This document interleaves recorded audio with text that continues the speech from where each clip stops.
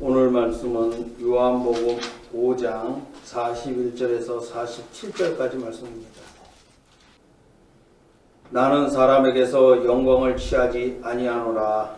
다만 하나님을 사랑하는 것이 너희 속에 없음을 아노라.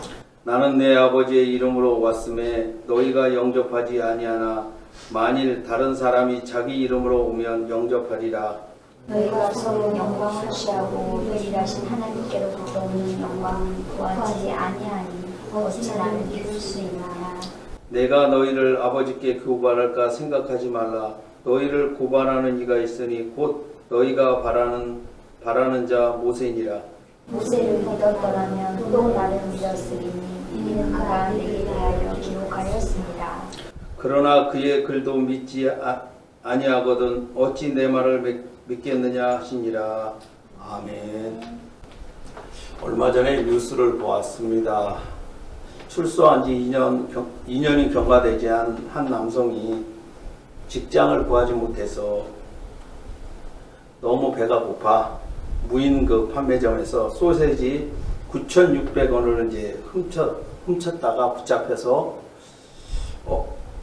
이 남성에게 이제 검찰이 구형을 내렸는데 형법 상습범이라는 것을 적용해서 징역 1년을 구형했다는 이야기를 들었습니다. 우리 헌법에는 상습범에게는 법정형의 2분의 1까지 가중하는 그런 규정이 있습니다. 그래서 이 검사도 겨우 10,000원도 안 되는 거 졸도했다고 징역 1년 이렇게 얘기하는데 그것이 바로 이 형법이 그런 겁니다.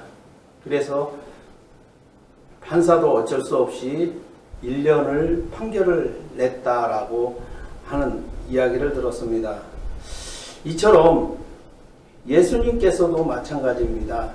공생애 사역을 하실 때에 안식일에 회당에서 천국 복음을 교훈하시고 그 주변에 있던 그 질병에 걸린 사람들을 고쳐주셨습니다.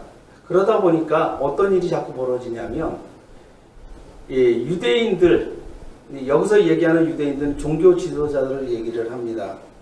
그들에게 자꾸 그 안식일을 당신은 범했습니다. 당신은 이제 저번에는 1번, 이번에는 2번, 이번에는 3번 이렇게 거듭이 되다 보니까 당신은 상습범입니다. 이렇게 되는 겁니다. 특별히 이제 요한복음에는 그 명절에 예수께서 예루살렘을 방문하였다라는 내용들이 좀 나옵니다. 이 명절이라고 하면 유대인들의 그 대표적인 명절이 바로 유월절인데 이 유월절은 유대인들이 이제 장성한 사람들 이런 사람들이 국내나 국외에 거주하였던 사람들이 모두 다 모입니다. 그래서 대략적으로 이 유대 역사학자가 통계를 냈는데 한 200만 명 정도 되지 않겠는가 이렇게 파악을 하고 있습니다. 그렇다면 예수님께서 공생애 사역이 한 3년 반 정도이셨는데 대략적으로 명절이 한 3번 정도 이렇게 겹치지 않았겠는가 이렇게 봅니다. 그랬을 때 예수님께서 유대인들을 만날 수 있는 확률이 높은 날이 언제였냐면 바로 안식일과 그 유대인의 명절 이렇게 볼 수 있어요. 그래서 그 외의 날들은 예수님께서도 그 일반 백성들을 만나기에는 굉장히 부담스러운 날이었지 않았는가 이렇게 보는 겁니다. 왜 그러냐면 일반 백성들은 이 평일날에는 다른 그 부자들의 그 포도원이나 또는 강남원이나 이런 데 가서 품삯을 받고 일을 해야 되기 때문에 그렇죠. 그래서 그들의 일하는 현장에 가서 예수님이 복음을 전하고 또 질병을 고쳐주기에는 굉장히 부담이 가는 겁니다. 그래서 예수님은 이제 특별히 유대인들의 안식일 일이 되면 그들은 이제 일을 안 하고 회당에서 모여서 예배하고 대부분이 이제 어떻게 얘기합니까? 좀 공터 같은 데서 이제 모여서 있을 때 그들에게 복음을 전하기 편했기 때문에 예수님은 이제 안식일에 그들에게 복음을 전했고, 특별히 이제 명절이 되어야 구계에 살던 사람들이 이제 모이게 되었고, 한 번에 이제 복음을 전할 수 있는 그런 계기가 되기 때문에 명절이 되고, 또 그 명절에 이제 안식일에 질병을 고치는 그런 역사가 나타났다는 겁니다. 그래서 예수님께서는 유대인들이 볼 때에 안식일을 범하는 상습범이다 이렇게 돼버리는 겁니다. 그래서 예수님께서 이제 이 유대인들에게 결국은 어떻게 됩니까? 박해를 받게 되고, 이 유대인들은 죽이려고 이렇게 모략을 꾸미는 결과를 만들어내는 일이 이렇게 되는 겁니다. 그래서 우리가 이 원리를 잘 알아야 이 성경을 이해하는데 이해가 가고, 또 왜 유대인들이 예수님을 박해하고 죽이려고 했는가라는 것을 알 수가 있습니다. 그래서 예수님께서 이렇게 말씀하시죠. 그 유대인들이 왜 안식일을 범합니까? 이렇게 했을 때 나는 사람들에게 영광을 취하지 아니하신다라고 얘기를 하십니다. 이 말은 뭐냐면 너희들은 율법을 어떻게 생각하느냐? 율법을 지금 해가고 있는데 너희들의 그 잣대로 사람들을 심판하고 있지 않느냐라는 겁니다. 그러나 예수님께서 나는 사람들에게 영광을 취하지 아니하신다라는 얘기는 바로 나는 하나님으로부터 하나님의 그 계획하셨던 일, 창세전에 작정하셨던 일들을 내가 지금 실천하기 위해서, 행하기 위해서 이 세상에 왔다라고 얘기를 하는 겁니다. 그러니까 너희에게서 너희가 계획했던, 작정했던 일들을 내가 하는 것이 아니라 하나님으로부터 작정된 일들을 내가 하는다라고 얘기를 하는 거예요. 그래서 나는 사람들에게 영광을 취하지 아니하신다라고 얘기를 하는 겁니다. 예수께서 영광은 하나님에게서 나온 사랑이라 이렇게 말씀합니다. 42절에 보니까 다만 하나님의 사랑하는 것이 너희 속에 없음을 알았노라. 이 유대인들에게 율법에 대한 엄격한 준수는 자기 자신에 대한 종교나 도덕적인 자랑으로 나타나기 때문에 그들에게 있어서 그 율법 정신이라는 것은, 율법을 준수하는 것은 하나님에게서 나온 사랑이 아니라고 얘기를 하는 겁니다. 그래서 너희가 지금 하는 행동들은 너희에게서 나온 것이지 하나님에게서 나온 것은 아니다라고 지금 얘기하는 거죠. 이 유대인들은 기도할 때나 금식할 때나 또한 구제할 때 어떤 일들을 했냐면 사람들이 많이 모이는 시장이나 거리에나 또 회당에서 이렇게 합니다. 그 이유는 뭐냐면 바로 그 율법을 준수함으로 인해서 나는 너희와 다르다라는 것을 보여주기 위한 거죠. 결국은 자랑을 하기 위해서 율법을 그의 그 도구로 사용하고 있다는 사실입니다. 그래서 이들은 그 금식할 때 어떤 날을 금식을 했냐면 월요일과 목요일에 했어요. 그날이 어떤 날이냐면 시장이 서는 날이에요. 그래서 일부러 시장 서는 날 가서 금식을 이렇게 하면서 얼굴에 이렇게 슬픈 표정, 사람들에게. 그리고 목요일도 가서 슬픈 표정. 그리고 또 월요일 가서 뭐를 하는 겁니까? 기도를 거기 가서 하는 거예요. 그리고 목요일도 기도를 거기서 하고, 또 구제할 때도 월요일 날 가서 하고 목요일 날 가서 하고, 그러면서 구제할 때도 어떻게 하냐면 나팔을 불어요. 우리가 이제 구제할 거니까 사람들 모이십시오. 이렇게 해서 사람들이 쫙 모이면 구제 받을 사람들이 이렇게 세우는 거죠. 그리고 나서 한 사람씩 나와서 이렇게 수여하는 겁니다. 마치 우리가 정치하는 사람들을 보면 어떤 일을 할 때 많이 그 카메라가 모입니까? 구제할 때 이런 거죠. 구제할 때 이제 사람들을 모아놓고선 카메라로 잡고 이게 나눠줘요. 그러면서 이게 리허설을 하는 거 맞아요. 그냥 하는 게 아니에요. 받을 때는 어떤 표정을 짓고 또 뭐 이런 리허설을 갖고 이렇게 도와주는 것을 우리가 봅니다. 이처럼 이 유대인들이 율법을 준수함에 있어서도 하나님께 영광을 돌리기 위한 것이 아니라 자기에게 영광을 돌리기 위한 것이다. 그래서 예수님께서 사람에게서 영광을 취하지 아니하신다라고 한 이유가 거기에 있습니다. 그러면서 예수님께 사람들 앞에서 인정을 받기 위해서 기도와 금식과 구제하는 사람들을 향해서 이렇게 말씀하신 적이 있습니다. 그들은 자기 상을 이미 받았느니라 이렇게 말씀하시면서 그들은 하늘에 계신 아버지께 상을 받지 못한다라고 예고하신 적이 있습니다. 이처럼 우리도 마찬가지입니다. 신앙생활하면서 어떤 일들을 함에 있어서 사람들에게 보이려고 하지 말라는 얘기입니다. 그래서 기도할 때도 예수님께서 뭐라고 말씀합니까? 골방에서 하라. 그리고 금식할 때도 골방에서 있으라 이런 겁니다. 그리고 구제할 때는 어떻게 하라고요? 오른손이 하는 걸 왼손이 모르게 하라 이렇게 얘기합니다.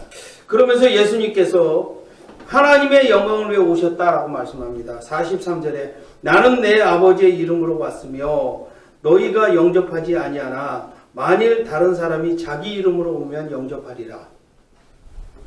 이 유대인들은 이름이라고 하면 그 사람의 인격을 나타냅니다.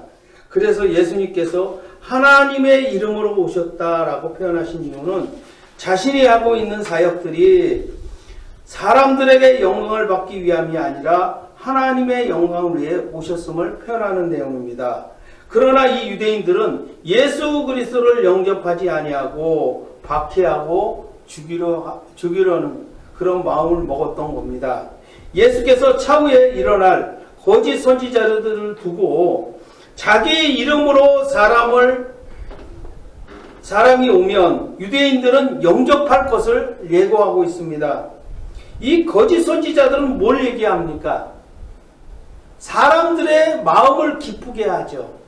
하나님의 뜻을 전하는 것이 아니라 사람의 그 마음을 즐겁게 해서 사람의 기분을 그냥 업시키는 거예요. 그렇기 때문에 바로 그들을 영접하지만 예수님은 뭐라고 말씀합니까? 처음부터 복음서에 보면 너희가 잘못했다. 너희가 이러면 안 된다. 너희가 이러면 저주받는다. 멸망한다. 멸망을 당한다라고 계속 안 좋은 소리를 하는 거예요. 그 유대인들이 듣기에. 그러니까 듣기 싫은 사람은 배척하고 죽이려고 하지만 자기 길을 즐겁게 하는 사람들은 영접하고 받아들이는 겁니다. 그래서 예수님께서 기사와 표적을 나타낼 때는 사람들이 환영하고 영접하였지만 예수님께서 천국 복음을 전할 때는 또 반박하는 그런 현상이 일어나는 이유가 거기에 있었다 이렇게 볼 수 있습니다. 그러면서 이 유대인들은 영광을 서로 주거나 받거니 이렇게 하였다는 겁니다. 44절에 보니까 너희가 서로 영광을 주고 취하고 유일하신 하나님께로부터 오는 영광을 구하지 아니하니 어찌 나를 믿을 수 있느냐. 이 유대인들은 종교 지도자들이기 때문에 하나님께 영광을 위해서 살아야 합니다. 그래서 이 유대인들은 성경을 연구하고 실천하여 일반 백성들에게 교훈하며 또한 모범적인 행동을 보여야 하는 것이 맞습니다. 그러나 이 유대인들은 성경을 연구하는 목적이 다른 데 있었어요. 그것은 뭐냐면 자신들의 명성을 높이기 위한 그런 데 사용했던 겁니다. 그래서 예수님께서 아주 그들을 싫어하시는 이유가 거기에 있는 겁니다. 하나님의 영광을 위해서 살아야 될 자들이 자신의 영광을 위해서 살았기 때문이다. 이렇게 말할 수 있는 겁니다. 그래서 우리는 성도로서의 삶을 어떻게 살아야 되는 것을 우리가 잘 살펴보면서 하나님의 영광을 위해서 살아가는 저와 여러분이 되시기를 바랍니다. 그리고 이 유대인들은 하나님께로부터 오는 영광을 구하지 아니하였다라고 말하고 있습니다. 그래서 이 유대인들은 예수 그리스도를 하나님의 아들이심을 믿지 않습니다. 이처럼 유대인들은 하나님의 영광보다는 자신의 욕망이 마음에 가득하기 때문에 예수 그리스도를 하나님의 아들로 믿을 수가 없는 겁니다. 이것이 바로 우리에게도 가장 큰 문제라 이렇게 말할 수 있는 겁니다. 그래서 우리 욕심이, 우리의 명성, 명예 이런 것들이 우리 마음에 가득 차면요, 예수 그리스도가 이 땅에 우리 마음속에 들어올 수가 없어요. 그리고 성경이 들어오지는 않습니다. 왜 그렇습니까? 성경은 아주 기이하게 기록이 되어 있어요. 어떤 눈으로 보느냐에 따라서 이 성경이 거기에 우리 마음에 아주 딱 맞아요. 이것이 그래서 그러다 보면 우리의 영광을 나타낼 수도 있고 우리의 하나님의 영광을 나타낼 수도 있다 이렇게 말할 수 있습니다. 그래서 바로 이런 부분들 속에서 우리가 조심해야 되고 성경을 어떻게 대해야 되는가를 알 수가 있습니다. 그러면서 이 유대인들은 율법을 연구하였지만 그들은 자랑을 하였기 때문에 하나님께 영광을 돌리지 못하고 오히려 자신에게 영광을 돌리는 그런 행위를 하고 말았다는 겁니다. 그래서 하나님의 이름이 너희 때문에 이방인에게서 모독을 받는다라고 책망하신 적이 있습니다. 그러면서 예수께서 율법은 모세에게 수여하셨다라고 말씀합니다. 이게 굉장히 중요한 내용입니다. 45절에 보니까 내가 너희를 아버지께 고발할까 생각하지 말라. 너희를 고발하는 이가 있으니 곧 너희가 바라는 자 모세이니라. 여호와께서 모세에게 이스라엘을 대표하여 율법을 수요하셨습니다. 그래서 이 유대인들은 율법을 너무 자랑스럽게 여겼기 때문에 이 율법을 수요받은 모세를 아주 구약 성경 인물들 중에서 가장 존경하는 인물로 그렇게 여겼습니다. 이 유대인들은 예수께서 자신들을 하나님께 고발하면 모세가 변호해 줄 것이라고 이렇게 생각을 했던 겁니다. 그러나 예수께서 오히려 유대인을 고발하는 사람이 모세라 이렇게 말씀하고 있습니다. 여호와께서 모세에게 율법을 수여하시면서 유대인을 심판할 것을 명령하셨다는 사실이에요. 이 말은 뭐냐면 모세에게 율법을 주고 이 율법을 가지고 이스라엘 자손들을 광야에서 심판하라고 주신 겁니다. 근데 이 유대인들은 그것을 오해해가지고 자신들이 모세의 자리에 앉아서, 원래는 그들이 어떤 자예요? 심판을 받아야 될 자들인데 심판하는 자로 앉아있는 겁니다, 지금. 그래서 예수님을 심판하고 있고 일반 백성들을 심판하고 있는 겁니다. 그래서 예수님께서 하시는 말씀이 그 말씀을 하고 있는 겁니다. 너희가 심판자가 아니라 심판을 받을 자다라고 얘기를 하는 거예요. 그러니까 까불지 말라는 겁니다. 함부로 너희가 심판자에 앉아서 예수님을 심판해서는 안 되고 일반 백성들을 심판해서는 안 된다라고 얘기를 하는 겁니다. 이 율법을 입법하신 자가 누굽니까? 바로 예수 그리스도 아니에요. 예수 그리스도가 입법하셨기 때문에 이 율법에 대해서는 너무나 잘 아는 분이시에요. 그렇기 때문에 바로 그 율법자로서의 율법자가 율법을 하시고 모세에게 그에게 수여하시고 또 모세가 일반 백성들을 심판하게 하는 그런 결과를 가져왔기 때문에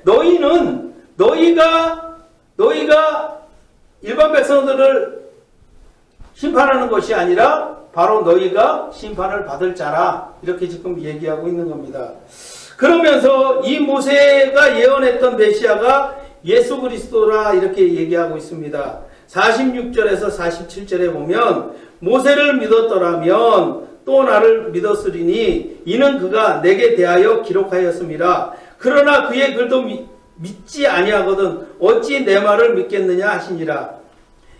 여호와께서 모세에게 나와 같은 선지자를 세울 것을 예언하신 적이 있습니다.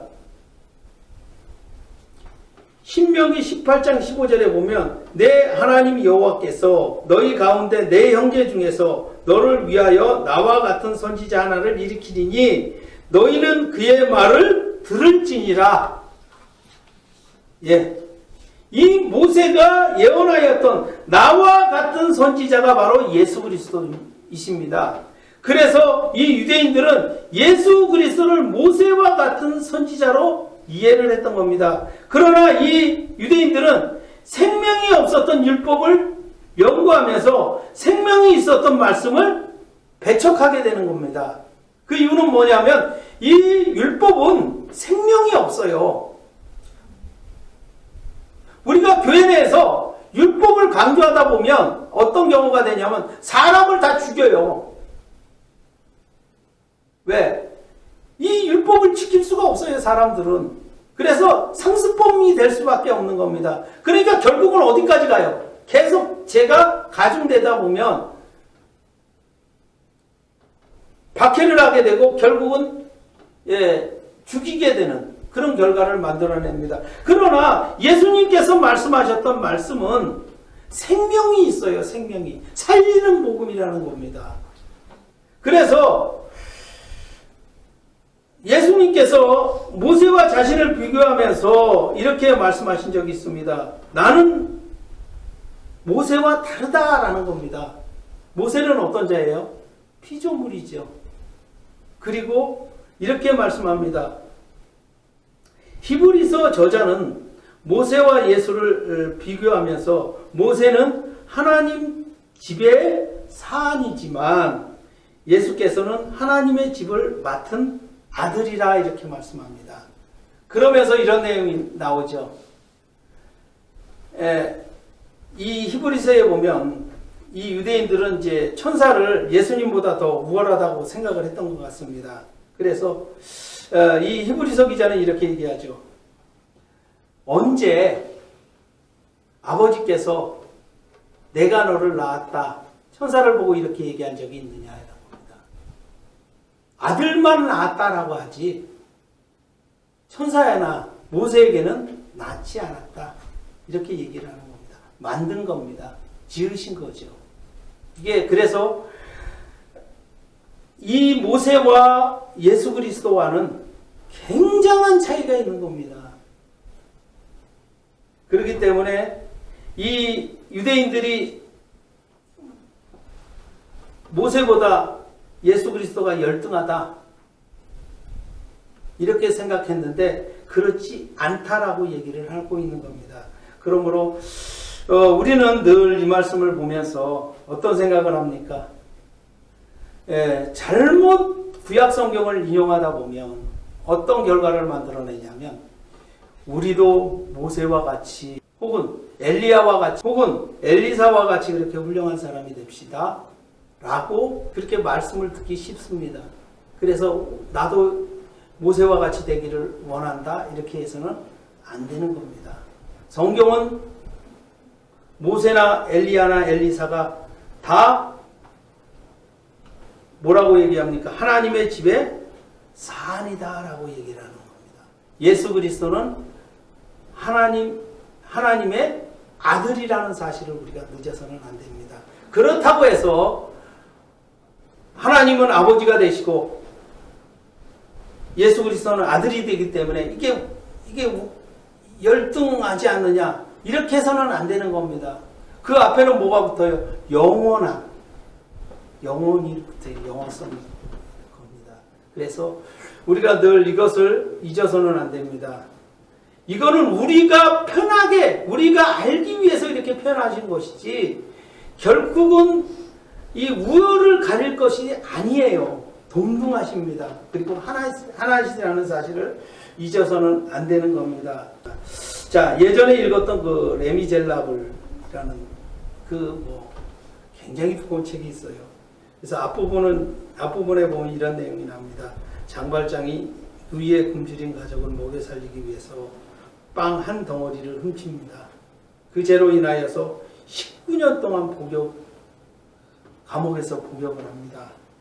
이 장발장이 석방한 이후에 정가자라는 그 타이틀이 그에게 이제 거의 문신과 같이 이렇게 뒤따릅니다.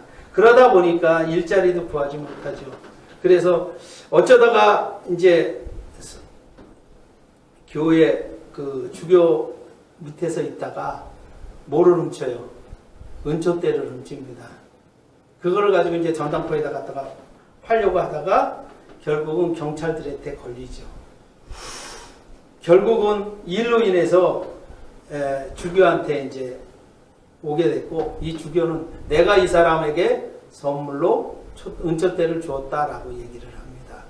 그래서 그 이후에 이제 장발장은 여러 가지 이제 어려운 나라를 극복하고 새로운 사람이 되었다라는 내용입니다. 이 유대인들에게 율법은 어떤 겁니까? 가난한 사람들에게 상습범을 만들어내는 악법입니다. 그래서 이 율법의 완성은 바로 하나님에게서 나온 사랑이 있어야 한다, 이렇게 얘기를 합니다. 이것이 바로 이 유대인들에게는 없었기 때문에 어떤 일이 일어납니까? 38년 된 병자를 예수님께서 고쳐주셨음에도 불구하고 그들이 뭐라고 지적하는 겁니까? 내가 자리를 들고 가는 것이 옳지 않다라고 얘기를 하는 겁니다. 그러면서 그 38년 된 병자를 고친 예수님을 뭐라고 해야죠? 박해하고 죽이려고 하는 그런 결과를 만들어내는 겁니다. 그렇기 때문에 우리는 율법을